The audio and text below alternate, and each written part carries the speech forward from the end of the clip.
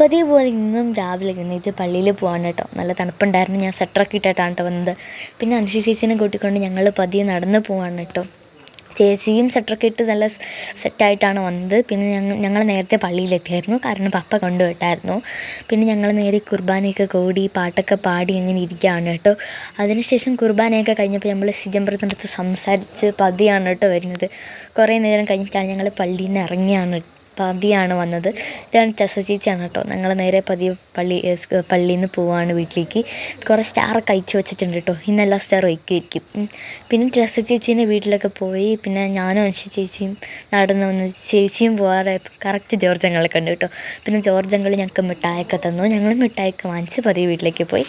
അനുഷി ചേച്ചിയും പോയി, ജോർജ് അങ്കിളും പോയി. ഇനി ഞാൻ തന്നെ വേണം വീട് വരെ പോകാൻ. ഇങ്ങനെ ഞാൻ പതിയെ നടന്ന് വന്നിട്ട് നേരെ വീട്ടിലേക്ക് വരികയാണ്. അപ്പോൾ എല്ലാവരും ലൈക്കും സബ്സ്ക്രൈബും ചെയ്യാൻ മറക്കല്ലേ കേട്ടോ. ടാറ്റാ.